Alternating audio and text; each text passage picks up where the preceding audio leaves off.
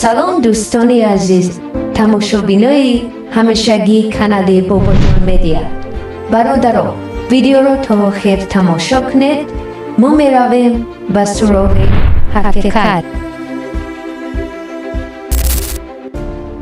به همگان معلوم است که سالهای اخیر در جمهوری تاجیکستان یعنی وطن عزیزمان نفران تجارتکار خیلی زیاد شده است. بعضی آنها همینقدر مبلغ‌های زیاد دارند حتی نمی‌دانند که پول‌های خودشان را چکار کنند و در کدام راه صرف کنند. بعضی آنها در زندگی خرجات‌های بیهوده می‌کنند. بعضی آنها در دیسک کلوب‌ها رفته سوم خود را بیهوده صرف می‌کنند. برای کارهای نامناسب رفته سوم‌های زیاد صرف می‌کنند. ولی نه همه آنها این گونه هستند. بعضی جوان‌هایمان به ساختمان راه‌ها یا اینکه تعمیر مکتب‌ها و دیگر انشاءات‌ها سهم خود را می‌گذارند. اگر که این جوانان تجارتکار تاجیک ما همه سرجم شوند به خواست الهی مهربان وطنمان چنان زیبا می شود پیشرفته دنیا. ولی حالا ما می رویم به سراغ یک نفری که او نیولید است. ولی می بینیم چقدر مردم تاجیک ما او را دستگیری میکنند. مادری که دلش الکی ای زندگی چقدر مانده است و میبینیم برادران تاجیک ما او را چقدر دستگیری میکنند. رفتیم به تماشای مادر دلشکسته.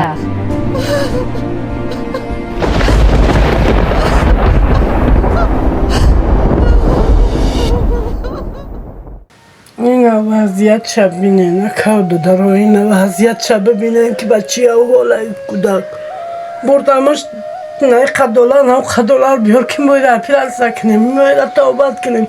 این ایره کجا میام اینه نگاه که کجاله شده رفته است. بچه سیم فی 8 تا نه کودک ایالی من چکارش کنم من کجا بیام پول که نمیره توبت کنم.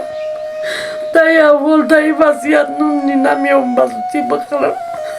اگه جا پول بیام بچه ما با توبت کنم نه ببینه نه حالی بچه ما خود تو خلاصه برای نرم شوقت کنه نه یکان سمروی کنین که من همه را برام توبت کنم نگاه کنه نه حالی کودک.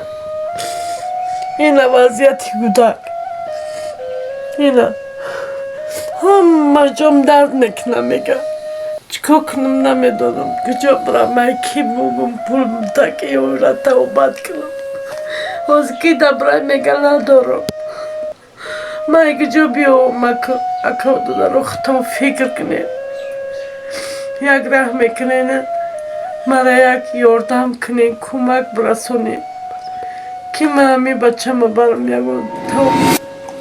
السلام علیکم اکا خواهرو اکا دادارو برادر خواهر دادر اپا خواهرای کانال بابا جان مدیا. ما شما خواهش میکنم که ما یک کمک کنین.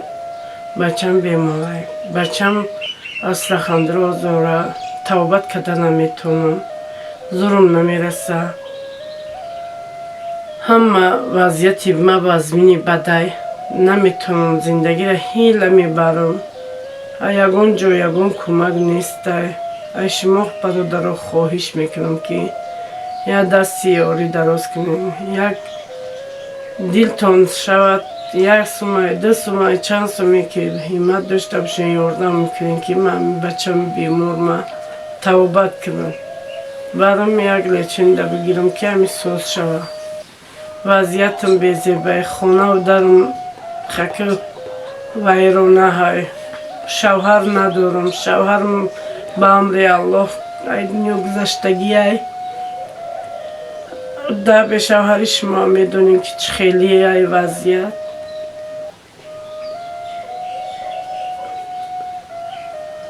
همتون میدونین که وضعیت من وقتی که من شوهر ندارم چه خیلی زندگی میتونم زنده کار نیفتیستم زندگیم وزمینه پول نمیارم چه خیلی کنم کجا برم میگن که خالت برا دم بگی بچت بخورمد بچم خودش صنفی هشته با خودش کسلیه بردیم توبت میگن نه $1 در کار که ما بچه تر توبت کنیم من کجا $1 میام من کجا قسم میام که من رو توبت میکنم رحم تو میویم یک رحم ای صدق دی رحم تو میویم من یردم کنیم ای شما خواهیش میکنم بکو دارو یا دستگیری کنین همی بچه من باور نکنین بینین این وضعیت وزمینه نمیتونم هیچ کار نمیتونم دستم نمیویه نمیدونم چیکار کنم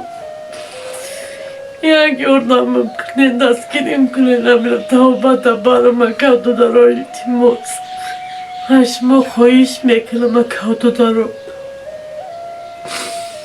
یک دستگیری شما در کنید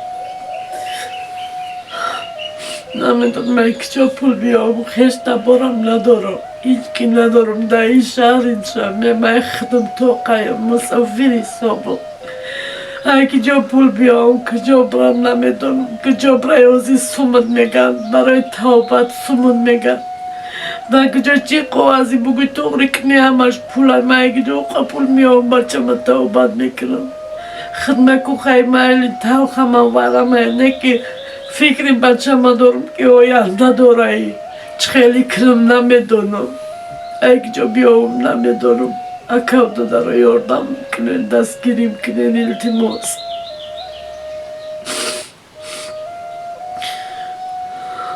اشمو خوش میکنم